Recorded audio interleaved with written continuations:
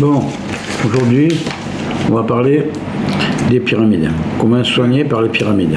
Génial. Bien sûr, on en revient toujours au même point, c'est toujours une question vibratoire. Nous avons vu l'autre fois, pour les séphirotes, qu'il y a des graduations dans les vibrations. Il y a les vibrations basses qui correspondent à certaines maladies ou problèmes, on va dire, et d'autres vibrations qui concernent d'autres déphasages, d'autres maladies. Ok ? C'est ce qu'on va retrouver avec la pyramide. Bon, les pyramides, on va voir après tout à l'heure directement en exercice pratique que c'est comme tout le reste, ça se divise en trois, comme toujours. L'arbre séphirotique se divise en trois triangles, plus un, plus une serre. La pyramide se divise en trois niveaux par rapport à l'arbre, à l'axe vertical. Et chaque niveau se divise encore en trois. Nous n'étudierons dans ce cas-là que le premier tiers du bas. Et encore pas tout, les deux tiers hauts de la première partie. On va voir de suite pourquoi, vous allez comprendre vite. Les trois tiers se répercutent comme suit. Le premier en bas, tout relationnel avec la terre et les habitants.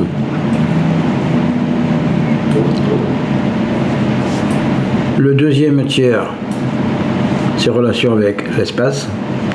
À l'extrême, quelqu'un qui a une pyramide assez grande et qui veut discuter avec d'autres planètes, il peut. Et le troisième tiers en haut, c'est pour les mondes spirituels. Les anges, les défunts, etc. Ce qui nous explique pourquoi les Égyptiens à l'époque étaient tellement férus, tellement presque obsédés par le livre des morts et la communication avec les morts et qu'est-ce qu'on va faire après la mort. Et ils se faisaient enterrer avec la nourriture. Certains pharaons ou grands nobles se faisaient enterrer avec leurs femmes, leurs animaux de compagnie. Le type il mourait, il fallait que sa femme soit tuée avec lui, comme ça ils sont ensemble. Tuée avec lui en même temps. Ouais. Souvent, c'était des animaux. Hein? C'est de l'amour, ça. C'est de l'amour ou de l'égoïsme? Bon, on va être dans le bon Plutôt sens. d'égoïsme. Moi je dirais même plus si c'est de l'amour ou de l'égoïsme, je dis c'est une foi en un système. Exactement. Oui, c'est ça. Parce que quelque part, s'ils sont sûrs de se retrouver après, c'est comme on prend un billet de train ensemble ou tu prends pas le même voyage que moi. Tant qu'à faire, on le prend ensemble. Oui, mais tu as des humains, enfin, mais là, tu parles de la vie et de la mort. Et il y a beaucoup d'animaux qui ont été embaumés aussi. Après, il faut savoir pourquoi les animaux ont été embaumés. C'est un animal de compagnie, mais eux, ils savaient très bien que beaucoup d'animaux sont habités par une âme humaine. Alors, je garde avec moi ma femme, je garde avec moi mon fils, je garde avec moi mon chien ou mon chat. C'était courant d'embaumer un chat, de l'enterrer avec son propriétaire, enfin, ou son ami, appelons-le comme on veut. D'accord ? Donc, les deux parties, les deux tiers les plus hauts, ça ne sera pas l'étude d'aujourd'hui. Peut-être qu'on fera une étude une autre fois dessus, mais pour l'instant, ce n'est pas le cas. Tu peux répéter, s'il te plaît, le deuxième tiers, ce que ça représente? Alors, le premier en bas, oui. La Terre. Oui. Le deuxième tiers, tout ce qui est matériel, mais l'espace, c'est-à-dire les autres planètes, etc. Et le troisième tiers en haut, lui, il correspond donc à tout ce qui est spirituel, les anges, les âmes, et le bien comme le mal d'ailleurs. Hein. Mais bon, comme je ne parle pas du mal. Mais le mal, on ne dit pas qu'il est tout en bas. Oui, mais il est sur d'autres fréquences. C'est pas la même fréquence. On ne va pas en parler aujourd'hui, c'est pas la peine. Et on ne peut pas savoir la fréquence des tiers. En tant que fréquence, non, garde juste le truc que ça correspond chaque fois à une couleur. C'est-à-dire, on a toujours parlé des trois couleurs de base. Ouais. Donc la terre, le rouge. Le premier tiers en bas, c'est le rouge. J'ai mis 3-3, c'est la terre. Tu as mis 3-3, ok. Donc j'ai plus marqué. Mais 1, parce que tu as mis 3-3 aussi là en bas. mais je sais plus écrire. C'est pas grave, marque au rouge, et puis voilà. Rouge. Et deux Ensuite, tiers. le milieu, c'est le vert. Ouais. Et après moi, spirituel, le bleu. Et après, c'est le bleu. Et la fréquence, on ne peut pas le savoir maintenant. D'après ces fréquences, tu peux te situer. D'après- Pourquoi? Regarde, c'est très simple. Si on prend un prisme, on en a déjà parlé, mais on va le répéter. Si on prend un prisme, Ouais. prisme, c'est ou du verre ou une résine très très très claire, pratiquement comme du verre ou du cristal. Oui. Dans une pièce complètement sombre, où il n'y a aucune lumière qui entre. On envoie un rayon de lumière blanc sur un côté, sur un pan incliné. Dès le contact avec la paroi, il y a les trois couleurs qui vont commencer à se séparer. Vous le verrez après dans la vidéo que je mettrai. Et à la sortie, l'angle s'ouvre un petit peu plus. Alors on avait expliqué que la partie haute, c'est la partie la plus étroite. Oui. Et pourquoi c'est le rouge qui sort? C'est la longueur d'onde la plus grande. Ça devrait être le bleu. Puisque en haut, c'est le bleu, on vient de dire. Ouais, tu l'as expliqué, mais je ne me rappelle plus. Parce que tout simplement, c'est comme l'atmosphère. Ce qu'on voit, c'est ce qui n'est pas absorbé. Donc en haut, le bleu est absorbé. Le vert étant considéré neutre puisqu'il est au milieu. Donc qu'est-ce qui sort? Qu'est-ce qu'on voit? On voit le rouge puisque c'est celui qui n'est pas absorbé. C'est exactement comme les couleurs en matière matérielle. C'est-à-dire ça, cette étiquette, je la vois rouge, pourquoi? Parce que c'est la seule qui n'est pas absorbée par le matériau. Donc celle-là se reflète, je vois la couleur qui se reflète. Il y a quelque chose que je n'ai pas compris, si je peux me permettre. Par exemple, on prend en haut les mondes spirituels, on dit que c'est le bleu. La couleur qui n'est pas absorbée, c'est le rouge. Donc, quand est-ce que le rouge ressort? En bas. J'arrive pas à comprendre. Non, Alors, le bleu ressort, c'est le bleu qui n'est pas absorbé. Regarde, très simple. Tu as un prisme.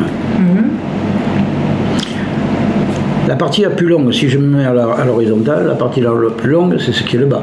Oui. Donc, le rouge, qui est la longueur d'onde longue, Oui. va faire des allers-retours Oui. et ne pourra pas ressortir. D'accord, c'est ça que c'est. Donc, à laquelle c'est qui va ressortir? Celle qui ne peut pas se mettre en harmonie, donc le bleu. Et en haut, que c'est la partie la plus étroite, c'est l'inverse. Le bleu, il se met en harmonie parce qu'il correspond à la dimension, Oui. mais le rouge ne peut pas se mettre en harmonie, donc il sort. Ah, d'accord. Ça y est. C'est inversement proportionnel C'est inversement à proportionnel. la matière. On en a parlé l'autre fois. Si je prends du rouge, du bleu, du vert en peinture, je mélange, j'obtiens un noir. Ça y est, merci. Si je prends les trois en lumière, j'obtiens un blanc. Oui, c'est le contraire de la matière, le spirituel, ça y est, j'ai compris. D'accord? Bon. Donc, comme c'est presque marrant de dire comme ça, mais le ciel est bleu, la partie haute du prisme, c'est le bleu. Il garde le bleu, donc ils sont en harmonie. Le vert au milieu, on n'en parlera pas trop parce que pour l'instant c'est un peu compliqué. Si ça vous intéresse, on en parlera une autre fois. Et en bas c'est le rouge, qui correspond à la terre. Là encore, il est séparé en trois niveaux. Le premier tiers en bas correspond que à la terre. Et il y a un point extrêmement important. Pourquoi les Égyptiens ont fait que ce fameux tunnel qu'on va voir après sur le modèle réduit ne démarre pas du sol, c'est-à-dire du plan zéro, il démarre que au tiers de la première hauteur. Parce que la partie basse correspond aux vibrations de la Terre. Pourquoi ils ont fait autant de pyramides? Parce qu'on en a retrouvé par 1000 mètres de profondeur dans les océans. Il y en a partout. Il y en a plein. Au large du triangle des Bermudes, au large de la Floride, il y en a à Marseille, à côté du phare de Planier, il y en a une à 300 mètres de fond, enfin, il y en a à peu près partout. Alors pourquoi ça ne vous vient pas l'idée? Pourquoi? Rapport au monde. Parce que si ça correspond aux vibrations de la Terre, c'est pour la stabiliser. Vous avez déjà vu un gyroscope, ce que c'est?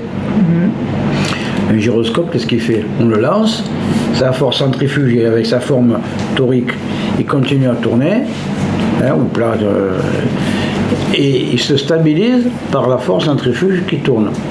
Et si je mets autour de beaucoup de pyramides autour d'une grosse serre, ça me fait la même chose. Alors pourquoi des êtres bien pensants et qui auraient une technologie très avancée feraient des pyramides? Excusez-moi, les pyramides, ils les mettaient sur le point positif de la Terre ou sur le point négatif de la Terre? Ça, c'est une bonne question. Est-ce que c'est positif ou négatif?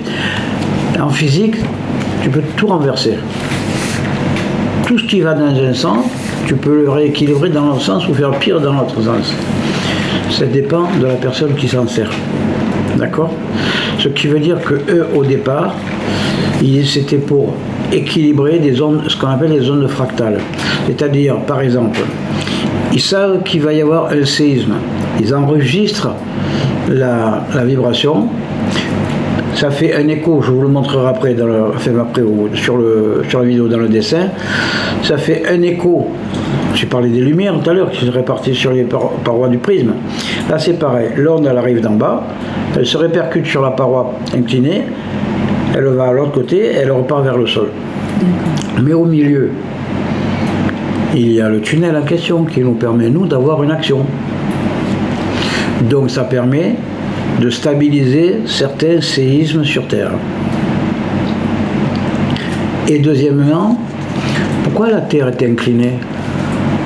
Jamais vous êtes posé la question pourquoi la Terre est inclinée? Question, je me suis posée mais je peux la répondre. 23 degrés des poussières d'inclinaison d'axe de rotation. Je pose la question, on dit qu'elle change. Elle varie, mais elle varie de 50 km par an, mais pas dans une direction. Elle varie un peu comme si elle tournait. Oui. Okay. Oui, bon, qu'est-ce que c'est qui permet la vie sur Terre? Le fait qu'il y ait des vents et des saisons. S'il n'y avait pas de saison, non, il n'y aurait pas. Il n'y aurait quasi pas de vie toute possible. La végétation et tout ça. Ça brûlerait à un endroit et ça serait congelé à un autre endroit. Le fait que ça tourne. Mais si je maintiens incliné et avec une variation comme ça, j'ai mes 4 saisons. D'accord? Et avec les 4 saisons, j'ai quoi? J'ai le chaud, le froid, donc le vent, donc les nuages, donc les vagues qui me transmettent, qui me transportent les graines, les plantes, etc. d'un endroit à un autre, d'une île à un autre continent, etc. Est-ce que quelque chose a été fait au hasard sur Terre? Non, mais il y a des civilisations anciennes qui l'ont compris, contrairement à ceux actuels qui sont en train de tout détruire. C'est intelligent, ces civilisations. Elles étaient très élevées. Elles étaient très élevées, mais ce que je veux dire, il n'y avait pas de communication avec le reste.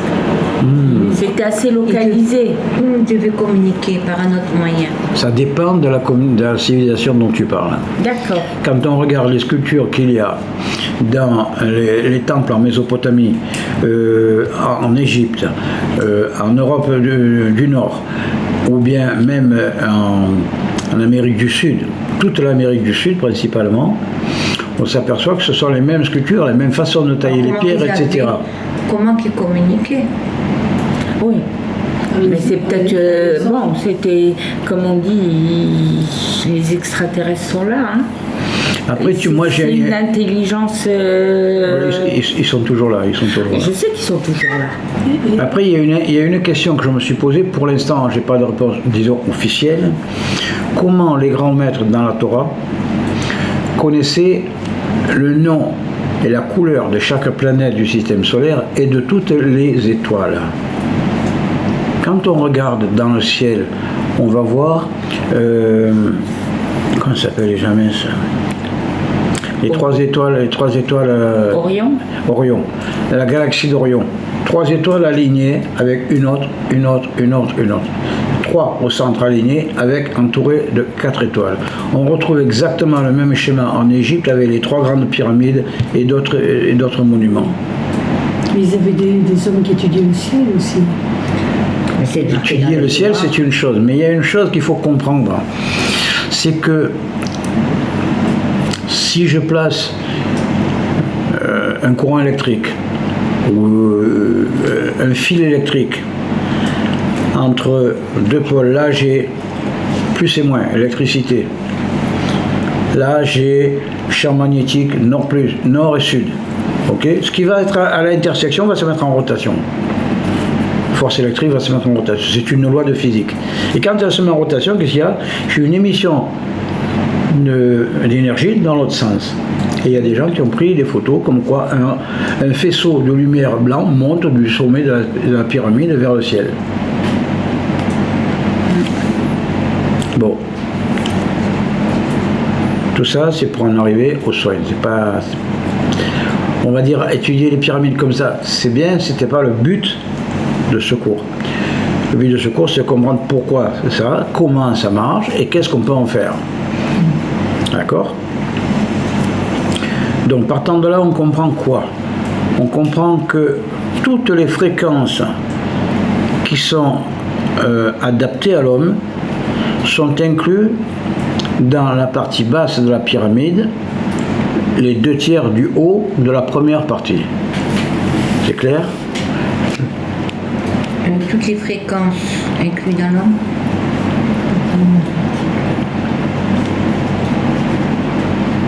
Elles sont Dans les 2/3 supérieurs de la partie inférieure de la pyramide. dans les 2/3. Dans les 2/3 de la partie inférieure. Merci.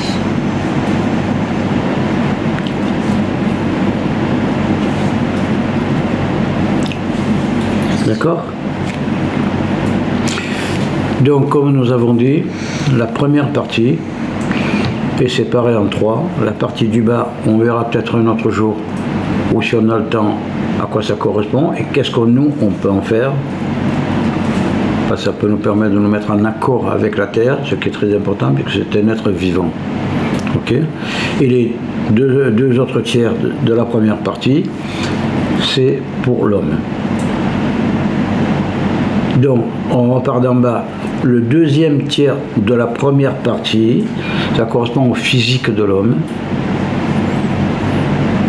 De la première partie. Oui. Oui, on ne parle que de la première partie. Alors que le 3e tiers de la première partie correspond surtout au mental. Au mental et au spirituel ou qu'au mental? Non, spirituel, c'est plus haut. C'est Le dans troisième tiers, je te dis. Le 3e tiers de la première partie du bas. Excuse-moi, et la partie en bas, c'est la terre. la terre. La terre, Alors, l'homme on va et prendre, le mental. regarde, on va prendre autrement. En bas, l'axe est divisé en 3 sur sa hauteur. Il y a le 1 en bas, Je dis, il y a le 1 en bas, le 2 au milieu, le 3 en haut. Oui. excusez-moi. Ah oui, non, pardon, c'est moi qui me trompe. Non, non, c'est rien. Ok, bon. Oui. Alors, dire que le 2e tiers c'est le physique, c'est une chose. Dire que le 3e tiers correspond au mental, c'est autre chose. Pourquoi? Vous allez voir par expérience, tout à l'heure en faisant un exercice physique, mais matériel, que même si on met le curseur en haut, on le ressent dans le physique. Parce qu'en fait, toutes les maladies ou tous les problèmes proviennent avant tout du mental. Ouais. D'accord? Ouais. Seulement, il y a des choses qui sont encore actives à cause du mental, et il y a des choses qui sont devenues actives biologiquement parlant. J'accepte par exemple, j'ai pas le moral, je suis déphasé, ce que je voudrais, bon, j'accepte une maladie.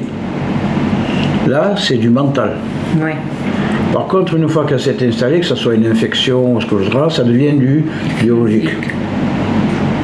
Et on peut traiter le biologique plus facilement que le mental ou le mental plus facilement? Ça dépend des gens. Je donne un exemple que j'ai fait il y a quelque temps. Quelqu'un qui n'était pas bien, il n'avait pas le moral, est en France, loin d'ici. Je lui ai dit, mets-toi un crayon en travers de la bouche. Pour obliger à sourire? Obligé à sourire. Le sourire. Oui, mais l'action de sourire, ça va avoir accès sur tout le reste. Bien sûr, bien sûr. Ça lui fait du C'est bien. important. Et excuse-moi, la terre là en bas, elle a la dernière partie. La première partie La en bas? première, j'appelle ça première partie à la terre, c'est directement lié à la terre, pas à Oui. l'homme. Non. Ah, d'accord. Non, ça peut avoir interférence avec l'homme, Oui. inconsciemment ou consciemment. Par exemple, s'il y a des séismes, Oui. ok, ça va agir sur l'homme, parce que ça va passer par le premier tiers en bas, mais ça va agir sur l'homme. Pourquoi? Parce que ça a certaines fréquences très basses qui peuvent agir sur l'homme. Un exemple très simple. Quand on prend un encéphalogramme à quelqu'un, c'est-à-dire on mesure les vibrations du cerveau, il y en a qui descendent jusqu'à 0,5 ou 0,4 Hertz. Ça, c'est quelqu'un qui arrive à se dégager de tout ce qui est matérialité. Mais sur quelle fréquence tremble la Terre quand il va y avoir un séisme, au début d'un séisme, ou juste avant le séisme? 5 Hertz. Différence. D'accord? Alors après, ça peut monter. Ouais. Ça peut monter à 60 Hz, etc. Mais c'est toujours des fréquences basses. D'accord? Et l'homme est capable de couvrir toutes les fréquences. C'est une nuance que beaucoup de gens ne font pas. C'est que chez l'homme, il y a le physique, donc qui vibre sur certaines fréquences. Ouais. Et puis il y a le mental et l'énergétique qui vibre sur toutes les fréquences. L'énergétique vibre sur toutes les fréquences, oui. C'est-à-dire que l'énergétique, le spirituel, peut vibrer sur 0,1 Hertz ou plusieurs milliers de gigahertz. Le gigahertz, c'est 1 milliard. Ouais. Waouh. D'accord? Par exemple, il y a certains émetteurs actuellement, ils se disent des faisceaux dits en pinceau, c'est-à-dire que ça, un peu comme un faisceau de lumière, qui sont très dangereux pour l'homme parce qu'ils fonctionnent dans 350 gigahertz. C'est-à-dire que des oiseaux qui passent dans un faisceau, ils sont grillés, ils tombent au sol. Comment un homme il peut tenir? On dit que c'est pas dangereux parce que c'est comme quand tu prends ton petit laser ou ta torche électrique, tu éclaires là. Oui, Tu éclaires pas à gauche ou à droite. Donc tu risques rien puisque tu n'es pas dans le faisceau. Est-ce que vous savez, une petite anecdote comme ça, comment on s'est aperçu qu'on pouvait faire des fours à micro-ondes? Est-ce que vous connaissez le gag? Non. Ah oui, le Rhum nous l'avait dit, ça, mais j'ai oublié. Il y a Ils en avaient parlé. 2 techniciens qui étaient aux États-Unis en train d'installer une antenne parabolique pour les radars. Ouais. Pour pouvoir régler, qu'est-ce qu'ils ont fait? Pour pas que ça gêne les autres avions ou les autres appareils, ils l'ont mis dirigé vers le sol. Bon, donc, enfin, ils étaient sur le toit d'un immeuble, ils l'ont mis dirigé vers le sol. Ils ont fait leur truc, c'est leur réglage et tout machin, ils ont remis en position, nickel, impeccable. Mais aux États-Unis, c'est courant qu'un ouvrier il emporte sa boîte à lunch pour manger sur place au travail. Ils se sont aperçus que dans la boîte à lunch, ça avait tout fondu. Ils ont cherché à comprendre pourquoi. Ah, ils ont compris que c'était le faisceau qui était sur telle fréquence qui a tout fait. Après, il y a un autre truc, c'est que quand, par exemple, on vous parle de plaques à induction, Oui. Oui. vous avez entendu parler. Ouais, Qu'est-ce que c'est? C'est une spirale où passe du courant alternatif. Qu'est-ce que ça fait? Tu mets une casserole en ferraille, pour peu que le fond soit un peu épais, ça va se mettre à chauffer. Et malheureusement, vous savez pourquoi le gars a inventé ça? La raison de base est triste. Il avait des plaques électriques chez lui, comme ça se faisait beaucoup il y a 50, 60, 70 ans. Et le gamin est monté, son gamin est monté dessus pendant que la plaque était chaude. Il a les chaussures en crêpe qui sont restées collées dessus, et le gamin a pris feu. Alors le père, il a dit, il ne faut plus que ça arrive, il faut que je sauve les autres enfants. Et parce qu'elle a une plaque à induction, tu mets la main dessus, tu risques rien. Tu mets le pied dessus, ils ne font pas. Le caoutchouc dessus, ça ne bouge pas. Mais le métal... Le métal. Oui, mais pas n'importe quel métal, parce qu'il y a des casseroles exprès, justement, pour ça. Alors, C'est pas tout. théoriquement, n'importe quel métal. Seulement, voilà. Il faut que le métal ait une certaine résistance au passage du courant pour qu'il se mette à chauffer. Si tu mets une casserole en aluminium, il y a des chances qu'elle ne chauffe pas parce qu'elle passe trop facilement le courant. Alors, on te vend des plaques spéciales en fonte, des des poils spéciales en fonte ou une variété de fonte. Pourquoi? Parce que ça a de la résistance au courant, donc ça chauffe. Et ce procédé, maintenant, il est très très très utilisé dans toute l'industrie. Aussi en cuisine. Que ce soit pour souder, pour réchauffer des pièces métalliques, au lieu d'avoir des feux à la C'est un forge. courant alternatif. Ouais. Courant alternatif. Courant alternatif qui entoure, par exemple, voilà, hein, tu as un fil qui va faire 4-5 tours ou 3 tours, un courant de forte puissance alternative qui passe, ça induit un courant, ce qu'on appelle un effet de Joule, et la pièce en métal se met à chauffer au point de fondre. D'accord? Donc, ils n'ont rien inventé, ils n'ont fait que découvrir. D'ailleurs, je pars du principe que l'homme est incapable d'inventer quelque chose. C'est le créateur. Non, non, même pas. C'est le créateur qui a tout inventé, et l'homme ne fait que découvrir quelque chose. Ouais. Le courant alternatif. Et par rapport au point de Joule, alors, parce que c'est le courant qui passe.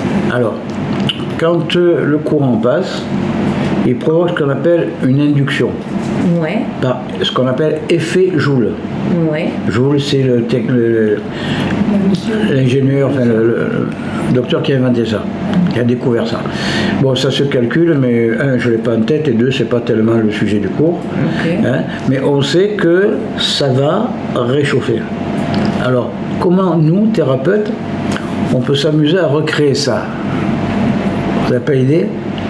Non, on va pas me décevoir quand même. Si je mets ma main comme ça, je t'envoie une certaine énergie, Je la Magnétisme. sens. Je la sens. et tu sens la chaleur sur la peau. Pas la chaleur, mais la pression. Oui. Pression, oui, je la sens là. C'est pareil, C'est l'électricité. c'est l'induction. L'induction. Ok. Bon. Donc, quand on va le faire après avec la pyramide, On a des plaques à induction. j'ai pas entendu. Des plaques à induction. Émetteur et récepteur. Ah oui, mais Branche à Shabbat. après ça dépend tout de ton état de conscience et ton niveau de concentration. Pour ça qu'un jour je discutais avec un rav, il m'a dit, il y a une phrase dans la Torah qui dit que rien ne résiste à l'esprit de l'homme. Oh, c'est beau ça. Rien ne résiste à la volonté de l'homme ou à l'esprit de l'homme. Pourquoi? Parce que si tu arrives à te concentrer, mettre toute ton énergie que dans cette pensée-là, qu'il n'y a rien d'autre qui te touche, alors à ce moment-là, tu peux faire des miracles. Oh oui. Seulement nous, enfin je parle en tout cas pour moi, je mange trop, ça fatigue, ça provoque des courants qui partent dans tous les sens. On n'a jamais le niveau de concentration, même pas à 20%, on leur pense pas à 100%. L'exercice à faire pour se concentrer. C'est un exercice à faire sans arrêt à se concentrer. C'est la méditation. Ouais. Un exemple très simple, on prend une ampoule électrique qu'on met au plafond, et une 100 watts classique avec un filament. Tu l'allumes, tu mets la main à 50 cm, tu vas sentir un peu de chaleur. C'est tout. La même énergie, applique-la en laser, c'est-à-dire sur 1 à 2 mm², ça te perce la main à 10 mètres. Ouais. C'est la même chose. C'est pareil, la volonté. C'est la Plus tu concentration. concentres. C'est-à-dire, au lieu d'être flou dans tous les sens, C'est concentré. d'accord? Donc nous, ce que nous allons utiliser avec la pyramide, c'est la même chose.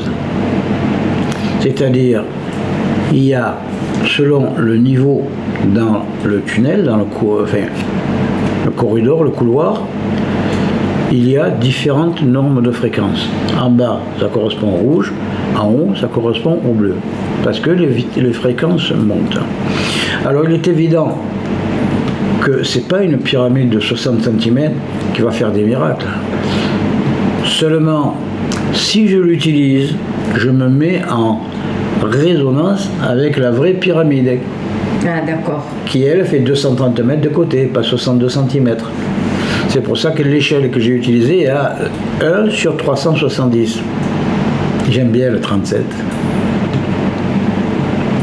Vous savez quel âge avait Isra quand son père l'a... 137 ans. 37 ans. 37 ans, pardon. 37 ans. 37 ans. Bon. Donc c'est l'effet de se mettre en résonance avec la vraie pyramide qui permet de récupérer assez d'énergie pour soigner. Et après, je ne dirais pas qu'il n'y a pas de limite, je dirais simplement que moi je ne la connais pas.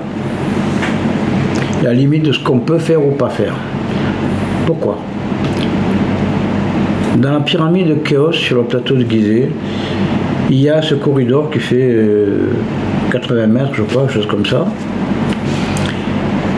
Et en haut, dans la salle du roi, comme moi j'ai représenté là par une plateforme, ils ont trouvé un bloc de pierre creusé, manifestement, c'était pour mettre quelqu'un dedans. Seulement, c'est bien gentil de le mettre dedans, il n'y a pas la place pour mettre un couvercle, donc c'est pas pour un mort. Et on ne peut pas le descendre jusqu'au sol en bas parce qu'après, dans la partie basse du couloir, il ne passe plus. Il passe juste dans ce corridor. Alors après, on se pose la question, pourquoi? Tout simplement parce qu'en mettant quelqu'un dedans et en le faisant descendre juste au niveau qu'il a besoin pour récupérer la fréquence dont il a besoin pour se soigner, on le laisse là 5 minutes, 10 minutes, 1 heure, 1 jour, 2 jours, et là, il s'est régénéré. Pour se mettre en résonance avec, que tu dis une pyramide, autre chose, c'est par la pensée. Oui, Il faut vraiment se concentrer. Voilà, tandis que si tu as un objet en main que tu touches, tu te mets automatiquement en état de conscience avec lui. Tandis que si tu dois créer que des images mentales, c'est loin d'être évident. Il y a des gens qui sont capables de le faire, c'est pour ça qu'ils sont capables de provoquer, de faire pour eux ou de provoquer pour autrui ou un objet. La lévitation, par exemple, les moines tibétains, ils utilisent une partie de la Torah pour leurs études, mais eux, ils ont dirigé leurs études surtout sur quoi? La méditation. Alors, entre autres, un exercice pour pouvoir devenir un maître, c'est juste un pantalon, une tunique, assis dans la neige, ok, et par la pensée, il doit faire fondre la neige autour de lui sur un certain rayon. Par la pensée. D'accord? Bon, perso, moi j'y arrive pas. Hein. La fois quand j'ai essayé au Canada, la neige était plus forte que moi. Hein. En France, ils vont pouvoir s'exercer là, cet hiver. Parce que là, la neige va durer. Là. Sans chauffage. En France, ils ne vont pas avoir beaucoup de chauffage. En France, ouais. Il y a des pénuries de gaz. Ok, donc voilà un petit peu à quoi ça sert. Donc le principe est le suivant.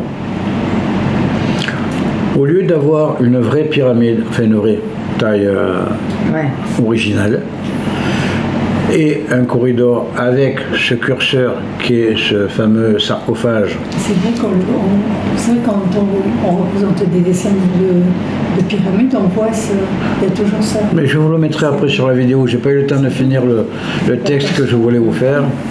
Tu vas voir. Et attention, pas n'importe comment. Ce tunnel doit être dirigé vers le nord. Il y a l'orientation. Alors, à titre d'information, si on prend une pyramide d'une certaine taille, là on pourrait déjà avec celle-là, mais j'ai pas envie de faire l'expérience. Au tiers de la hauteur, on met un morceau de viande, qu'est-ce qui se passe? Il se pétrifie, il ne pourrit pas. Se conserve. D'accord? Maintenant, autre chose qui est un peu plus amusant, c'est si on prend une pyramide et qu'on met des bouteilles de vin dedans. Qu'est-ce qui se passe? Le vin vieillit en accéléré. Il y a même certains agriculteurs qui font des pyramides, qui symbolisent les pyramides, au-dessus des plantations. Pourquoi? Parce que ça pousse beaucoup plus vite. C'est pour ça que le fait de mettre des pyramides autour du point de ça, il fait. D'accord? Bon. Donc ce que nous allons étudier là, c'est que c'est pour ça qu'on a d'abord fait les séphirotes. Et dans chaque séphira, il y a toutes les séphirotes. Pourquoi? Parce que dans chaque élément, il y a toutes les vibrations. Donc, la pyramide, il y a le rouge en bas, le vert au milieu et le bleu en haut. Ça ne veut pas dire que le haut correspond qu'à la tête ou le bas correspond qu'au pied, non. Ça veut dire que chaque niveau va correspondre à un point du corps où il manque une certaine vibration.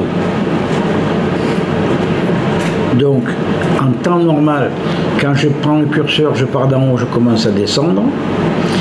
Je vais ressentir de près, d'abord, en théorie, d'abord le haut. Pourquoi? Parce que c'est ce qui vibre normalement le plus haut en fréquence. Mais je peux très bien ressentir quelque chose qui va au niveau de l'abdomen ou quoi, selon le problème physique que j'ai. D'accord?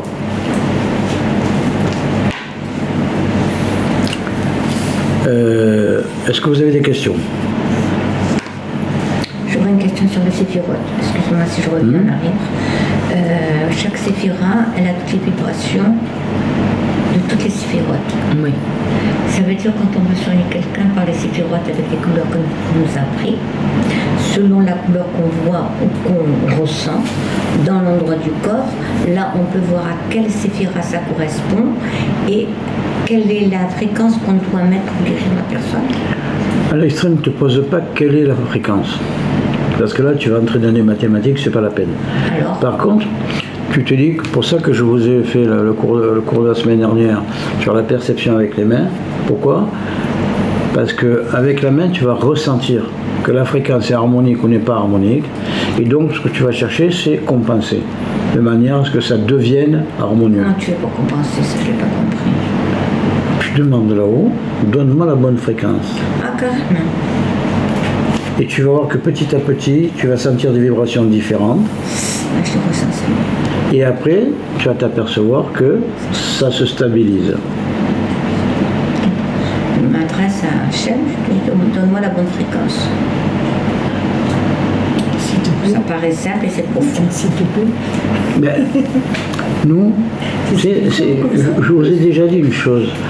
L'homme, on dit que l'homme est fait à l'image de Dieu. Ok? Non, mais je ne suis pas Dieu. Je n'ai pas sa puissance, je n'ai pas son énergie, je n'ai pas son intelligence. Par contre, si je prends une correspondance, je vais au bord de la plage, avec une petite cuillère à café, je prends de l'eau de mer. Elle est à la même image que toute la mer. Oui. Donc, si je mets du courant électrique, je vais avoir la même réaction que là-bas, à sa dimension. Donc, ça veut dire que moi, je peux servir de chaliard, c'est-à-dire de canal.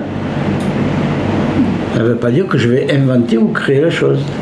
Je ne suis pas Dieu, mais par contre, si j'ai l'honneur de servir de chaliard, de conducteur, alors c'est bien. D'accord? Pour la pyramide, c'est la même chose, en ce sens que c'est toujours une question de fréquence, etc. Et il s'agit de rétablir la bonne. Donc, exemple, tiens, Ariel avait déjà fait l'expérience avec moi. Quand tu déplaces le curseur, après on va y venir au curseur, quand tu déplaces le curseur lentement, tu as une main sur l'électrode et une main sur le fil qui tire le curseur. Il y a un moment où tu vas sentir une vibration dans le bras, dans la jambe, dans la tête, dans le ventre, au pied. Peu importe où ça doit y aller. Mais tu vas sentir quelque chose. Ça peut être du très chaud, ça peut être du très froid, ça peut être une vibration, mais ça te marque que le point là, il y a quelque chose qui n'est pas en règle. Alors tu t'arrêtes à ce point-là, tu redescends, tu remontes un peu pour chercher le point bien précis, et à ce moment-là, tu attends un instant, 1 minute, 2 minutes. Moi, il y a quelque temps, quand j'étais j'étais vraiment pas bien, j'ai un peu exagéré. Après, j'ai eu besoin de me coucher. Hein. Ça m'a secoué. Mais bon, pourquoi? Parce que j'ai fait une demi-heure d'affilée ou 3/4 d'heure d'affilée. C'est beaucoup trop. C'est beaucoup trop. Mais bon. Là, quel que soit l'endroit du corps, on sent comme quelque chose qui ne va pas. Donc on attend pour que la fréquence corresponde à l'endroit et que ça rétablisse l'équilibre. Voilà. Alors ce que tu peux faire, c'est comme j'ai mis une règle graduée sur le corridor, tu notes sur un papier tel jour, telle heure, tel endroit. Ouais. Et tu marques, par exemple, ça m'a fait des vibrations dans le bras, exemple. Ok. Le lendemain, 2 jours après, la semaine d'après, tu refais une autre séance et tu regardes à quel endroit ça te le fait, ou est-ce que ça te le fait ailleurs et plus là. Ah, d'accord, ça peut se déplacer ou pour vous. Non, c'est-à-dire si ça va résoudre le problème le plus grave en premier, puisque c'est Ouais. celui qui allume le plus, et après ça passe au truc différent. Ça fait un nettoyage au fur et à mesure. Voilà. Une sorte d'osmose. Ça vient en complément avec ce que je vous disais, l'eau de la douche. Ouais. C'est ça c'est bien. C'est super, hein, ça marche bien. Hein. Je le fais aussi. Moi, je fais ça. Ça serait bien, ça n'en.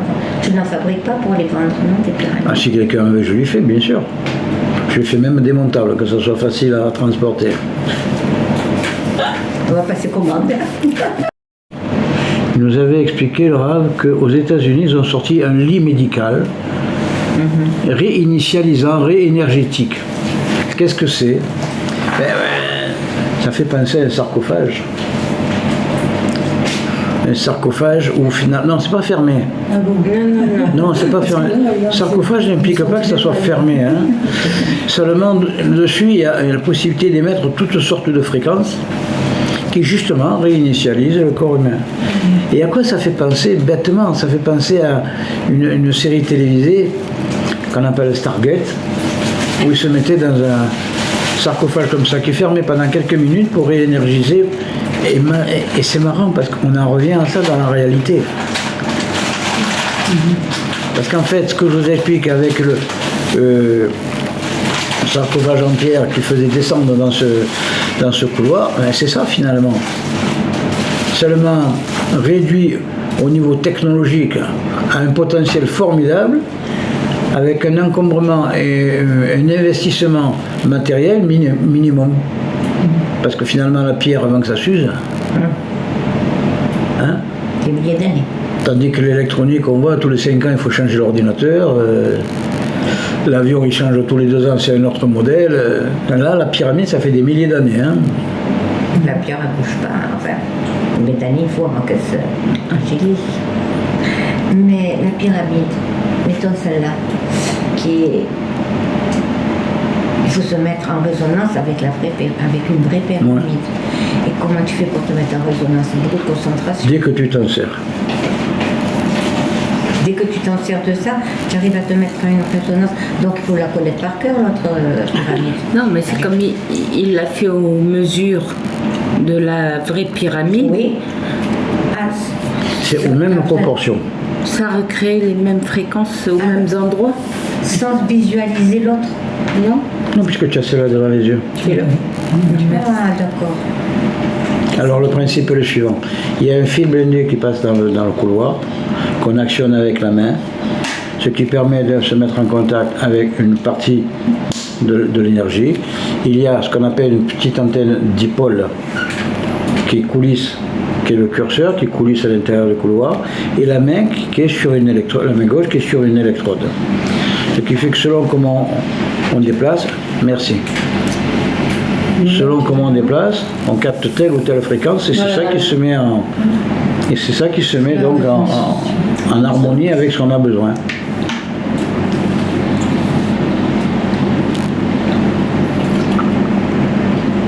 Question d'équilibre d'énergie. C'est une question d'équilibre d'énergie.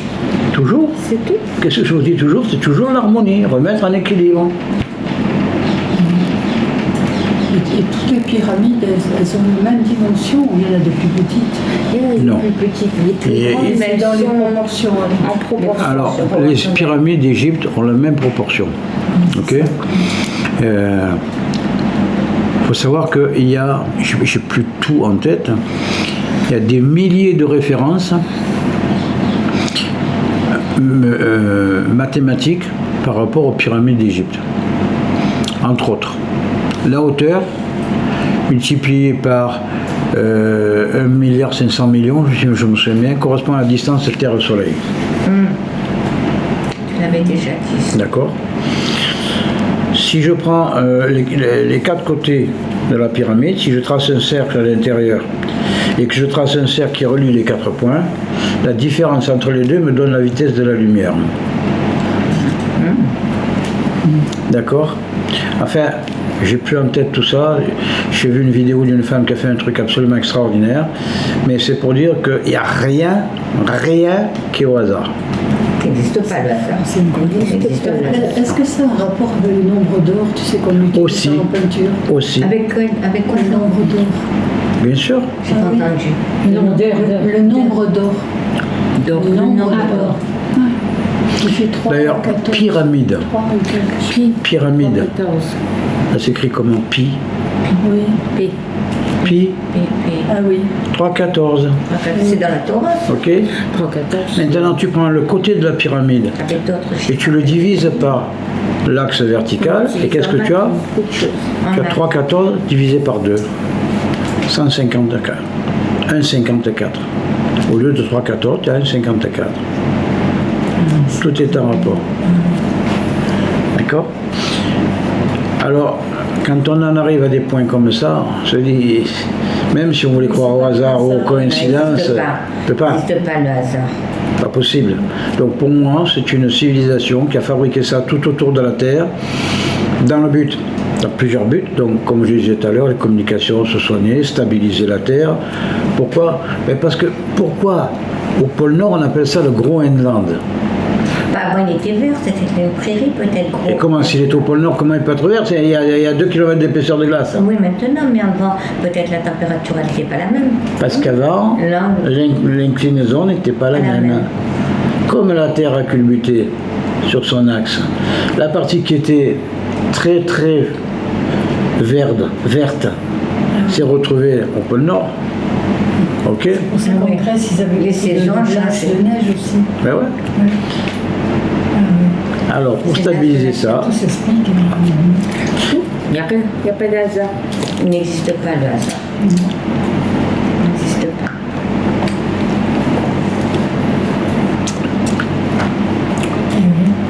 c'est bon? Vous avez compris à peu près comment ça fonctionne? Compris, mais On pose des questions, ne te gêne pas. Hein. Oui, oui, oui. Non, non, j'ai compris ce que tu dis, tout ça, oui. Mais bon, j'ai besoin de le réviser pour bien me l'imprimer. Mais après, je vais vous mettre la vidéo, la vidéo du truc sur les mains, du cours sur les mains, je vous l'ai mise déjà. Oui, je l'ai vu hier. Et j'en ai rajouté une autre aussi qui avait été faite chez toi, je crois. Oui, oui, je l'ai vu il y a quelque temps. Deux, tu en as mis aux Oui, c'est ça. Une de maintenant et une il y a quelques mois. Mais celle-là, C'est bon, on passe à la pratique. Pratique. Allez, va, on passe à la pratique. Aujourd'hui, nous étudions les pyramides. Je vous présente ici la représentation des champs de force sur la totalité de la hauteur de la pyramide.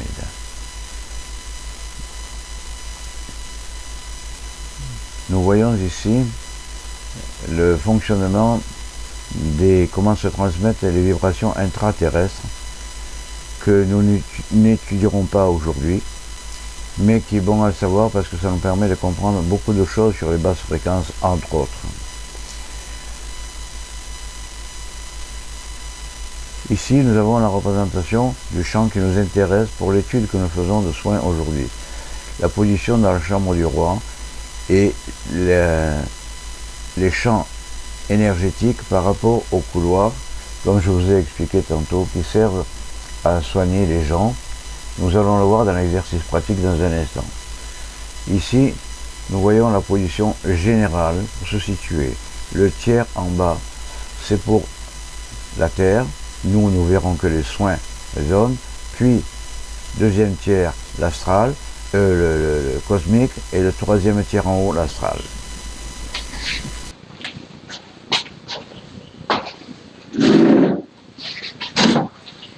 Pour ce cours sur l'utilisation des pyramides pour se soigner, je vous rappelle que, comme toute chose, tout est partagé en trois. Ce qui veut dire que l'axe vertical de la pyramide est en trois parties. Pour le cours qui correspond aux soins, nous ne regarderons que le premier tiers en bas. Nous pouvons constater que les graduations que j'ai installées ici, où le curseur fonctionne, n'utilisent qu'une partie de cette hauteur du premier tiers du bas. Cette partie-là correspond aux vibrations de l'homme. C'est-à-dire que dans l'univers, toutes les vibrations nécessaires, car tout est vibration, toutes les vibrations nécessaires à l'homme sont incluses dans cette portion et sont retrouvées ici dans la pyramide. De ce fait, lorsque un homme ou une femme, bien sûr, mets la main sur l'électrode que j'ai installée là, et ensuite, c'est coulisser le curseur, ce petit point bleu que l'on voit, qui navigue là. On va passer à toutes les fréquences qui gèrent l'homme. Donc, si une des fréquences chez l'homme, une des vibrations chez l'homme n'est pas équilibrée, ça va être ressenti ici. Et la personne va le ressentir par l'intermédiaire de la main, et ça va lui faire quelque chose dans le corps. Soit des vibrations, soit de la chaleur, soit encore un soulagement ou du froid. Par le principe des remises automatiques en équilibre, car dans l'univers tout doit être en équilibre, ce qui va être capté, c'est ce qui manque. Et on sait que chaque maladie, quelle qu'elle soit, correspond à un manque. C'est-à-dire que si un membre est déséquilibré au niveau énergie, donc ce n'est pas la même fréquence, alors à ce moment-là, le membre va donner des signes de faiblesse, puis être malade, et ensuite risque de se détériorer.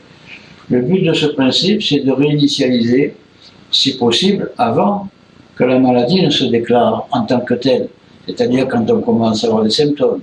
On peut aider et rétablir quand la maladie est déclarée, mais il est évident que c'est plus délicat et c'est plus long en tant que traitement.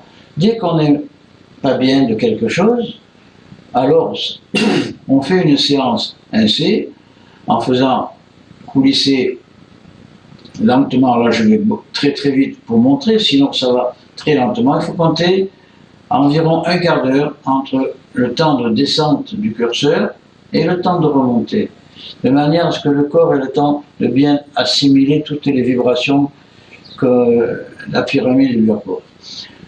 Soyons logiques, c'est pas une pyramide comme ça qui fait le travail, mais c'est le fait qu'elle est à l'échelle parfaite avec la grande pyramide de Khéops, ce qui permet une résonance et utiliser les énergies de la vraie grande pyramide qui, elle, a du répondant.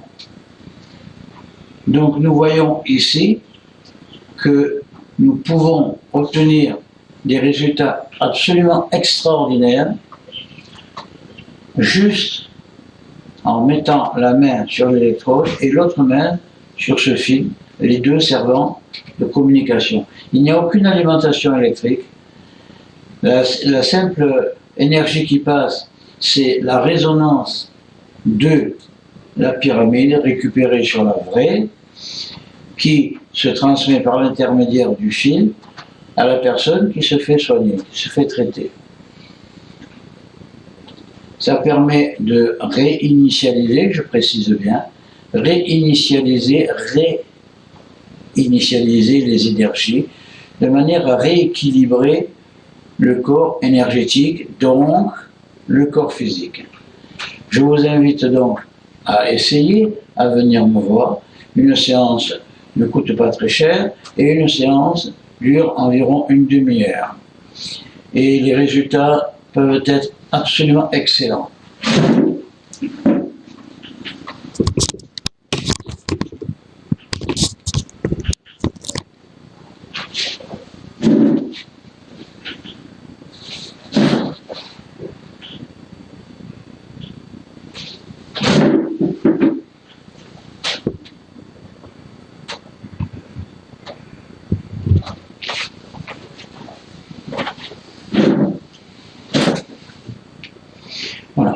Je me traite moi-même, bon pas tous les jours, mais selon besoin, pour des problèmes de vertèbres, de nerfs bloqués, de prostate, etc.